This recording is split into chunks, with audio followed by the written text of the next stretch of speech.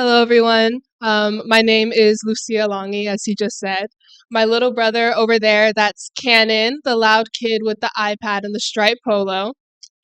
Yep, exactly like I said, right on cue. Thank you, Canon. He was the 11th person in the world diagnosed with Cat6A syndrome, and we're from Austin, Texas. So, alongside his Cat6A diagnosis, Canon has severe autism along with several other disabilities, one of the most significant being his speech apraxia. He just turned 13 in March and he's going into the eighth grade next year. And I'm not really sure when he got so old because I feel like he's been eight in my mind forever, but I kind of sound like my mom, so I'm just going to move on from that. I just wrapped up my freshman year of college playing volleyball for Utah Tech University, and and let me tell you, it is a very big change moving from Austin, Texas to southern Utah, which is basically the middle of nowhere, it feels like. I pretty much traded humidity for a desert and a city skyline for mountains, but the biggest change of all was being so far away from my brother. Cannon was born when I was in kindergarten, so I don't really remember much of my life before him. What I do remember, though, is praying for him every day before he was born. My parents had told me when I was 3 years old that their baby name for a boy was Cannon. So from that point on, I prayed for Cannon by name every night for 2 years until my parents finally told me that they were expecting. I was set on Cannon being my little brother. When my parents finally sat me down to tell me the news, they had me read a little card with an ultrasound in it telling me that there was a baby in mommy's tummy and that I was going to be a big sister. And the second it was done, of course, I didn't have a normal reaction. I got up screaming, did a full lap around the living room, ran back to my room, continued screaming in there until my parents called me back, at which I promptly ran back and continued screaming. And in case you wanted a visual of that, my parents did make sure to upload a public video to YouTube. Um, no, I will not be sharing the name of that account. You can find it on your own. But to emphasize my point further, one of the first things I said after I was done screaming was, "Oh, cool, Cannon's in there," referring to my mom's stomach.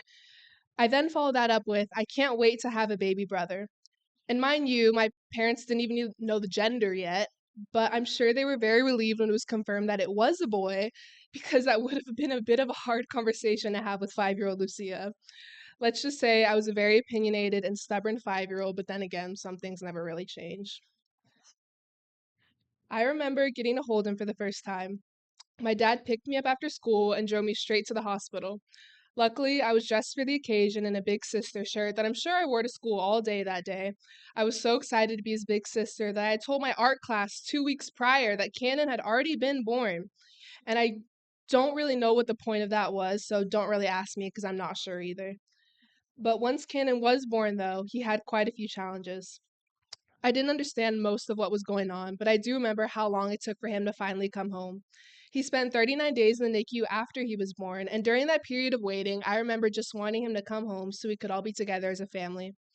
My parents were switching on and off with who stayed with me at home and who stayed at the NICU with my brother during that time, which wasn't the easiest, but luckily I got to make lots of visits to the NICU to see Cannon, and the hospital staff took extra care to help me feel comforted. They made books for me to show me what Cannon was doing, which I still all have tucked away in a memory box. They had activity nights for the siblings of the patients so we could entertain at the hospital, and they did such a good job being mindful of us siblings, and I will forever be grateful for that. But finally, after 39 days of waiting, Cannon finally came home. I still remember how happy I was walking in the living room after school and seeing my mom and Cannon sitting on our old rocking chair because our whole family was finally together again. Everything wasn't resolved once Cannon came home, though. My parents had to make many trips back to the hospital so he could see various specialists and really so they could figure out what was wrong with him or what was going on with him. Eventually, we shifted over to having therapists come into our home, and from that point on, our home was a revolving door of therapists: speech, occupational, physical. I'm sure many of you can relate.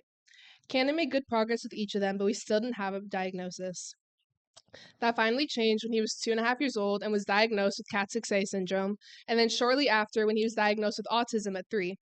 Once he had both of those diagnoses, our family was finally able to have a sense of peace, knowing that we had an answer that provided us with some guidance on how to best help Cannon. But I wasn't asked here to explain Cannon's medical journey to you all. I'm sure y'all have heard enough of that today. I wasn't really called here for any of that. I was told to come here so I could share about my bond with my brother and how I was able to connect with him and how we became the best friends we are today. Before I begin, though, don't let social media fool you. Although Canon may seem to be a perfect little angel, that boy has some serious attitude if you can't tell just based off this picture. He's sneaky, mischievous, and unfiltered. Well, he tries to be sneaky. So, for example, Cannon's favorite candy is Skittles, and he loves to carry around this candy in a Tupperware bowl. Not just a regular sized Tupperware though, like a quart or so. He likes a big 1.5 gallon Tupperware to carry around only 20 or so Skittles. He's very particular. So picture this. Our living room and our kitchen are separated by a wall with a large window and an archway, meaning you can kind of see everything going on in both rooms at once. And Cannon's candy bowl, because what else can you call it at this point, is kept in a cabinet well within range of the window. And we try to hide his candy around the house so he can't really find it, but he does usually end up finding it anyways. And anytime Cannon tries to sneak candy, he grabs his Tupperware, quietly steals the bag of Skittles, and then maintains eye contact through the window and the archway, all the way through the kitchen. Usually at that point, he breaks out into a sprint into his room and slams the door behind him. And that's how we know he's doing something naughty, because the sprint is really just a giveaway. I don't know why he does that. But like I said, he tries to be sneaky. It's cute, but he could ask his big sister for advice if he was really trying to get away with something. Just kidding, Mom. That's a joke. But his unfiltered personality is probably the thing I like best about him. Cannon always makes his opinions known despite being nonverbal, whether it's a grumble when you ask him to pick up after himself, a side eye when you mention his therapist is coming over to work with him, or even refusal to give you a hug if he really just does not feel like it. And I have been on the receiving end of that quite a few times. So basically, he's becoming a teenager. I should have known that being a 13-year-old boy, his attitude would kick in eventually, but I did not expect it to be so true, I guess, to the typical middle school age brother experience. But the thing that makes Cannon different from any other boy his age is just how affectionate he is. I know I just finished listing out several different examples of his bad attitude, but he really is the sweetest boy. And I've heard of many instances of autism where children tend to not express affection very well, but that is not the case with Cannon. Just like he makes it very known when something bothers him, he also makes it very known to his family how much he loves us. He loves to snuggle with my mom and hold her hand until she falls asleep every night. He still thinks he's a lap dog, and whenever my dad is on the couch, Cannon will find him and just sit right on top of him. And as for me, he always seems to know when I'm needing sad, when I'm feeling sad, and need to pick me up because he'll lean his head on my shoulder, give me a hug, or even call my name. He can't say Lucia, and pardon my voice, it might sound a little scratchy right now, but he just goes, "Oh." That's how he pronounces my name because that's all he can pronounce. And then he'll reach over to my face, push the corners of my mouth up, and form a smile. And his teachers at school report back the same thing. Cannon's a snuggler, and he loves to love up on his people. And that's really my favorite thing about him. Cannon is a model of what we should all aspire to be like. He sets boundaries, he loves his people, and he knows what makes him happy. He's really just that guy. And getting to grow up with Cannon has been the biggest blessing of my life. Every day I'm grateful for the opportunities that being his big sister has brought me. I've been able to develop patience, not just with Cannon, but more so with the eyes that tend to follow him in public spaces when he stims.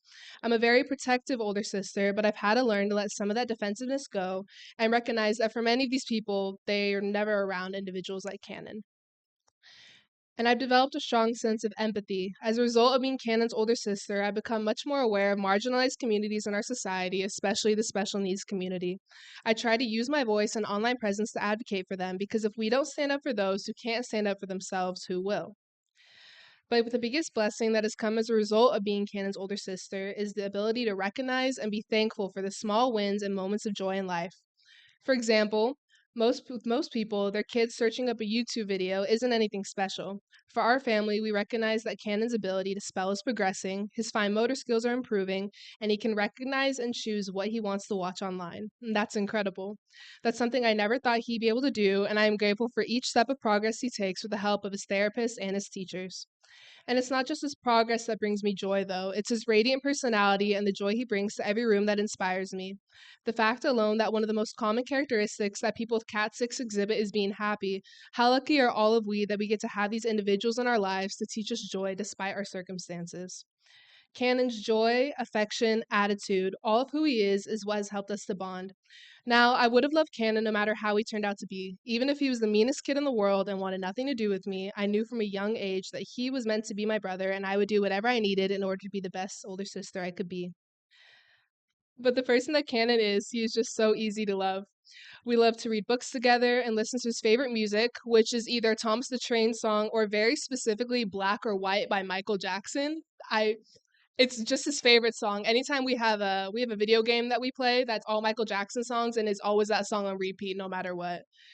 But other than that, we love to play chase, have tickle fights, play the Wii. We love to do it all. And oftentimes, just like this picture, our quality time is cuddling on the couch on our devices, with Cannon occasionally breaking the silence to grab my face and point at his favorite part or whatever show he's watching. And I've always made sure to give Cannon lots of hugs and kisses and tell him every day that I love him. I've always wanted him to feel how much I loved him, even though I wasn't sure how much he would understand. I wanted him to know that I was a safe place for him. And one of the biggest things I was worried about with headed off to college was how Cannon would react with me being gone. His whole life, I've always been there for him, with the longest break from each other being less than 2 weeks, and I was worried he would react poorly. But we were able to utilize FaceTime during our time apart. My mom would FaceTime me off her phone so I could read Cannon a book before bed, or sing him a song, or even recite the script to his favorite movie scenes. A skill that has definitely come in handy over the years. Really, it's just small acts of effort every day that have helped me and my brother to bond. It's the same with any relationship. No matter the distance, it's letting that person know they are loved and valued in the way that best speaks to them. It's being patient, it's making time for them. These are the small things I did for my brother growing up, but it didn't really feel like an extra effort. It was just what I wanted to do because I love my brother. I've seen my brother make so much progress during his 13 years of life, and I'd say I was there to support him every step of the way, but really it was the other way around. Thank you, Cannon, for the strength you brought to our family, for the light you bring to everyone's lives, and for the joy that you are. I'm so proud of how far you come, and I know the future is even brighter. For Cannon and for every member of the Cat 6 community, both here in this room and across the world. Thank you.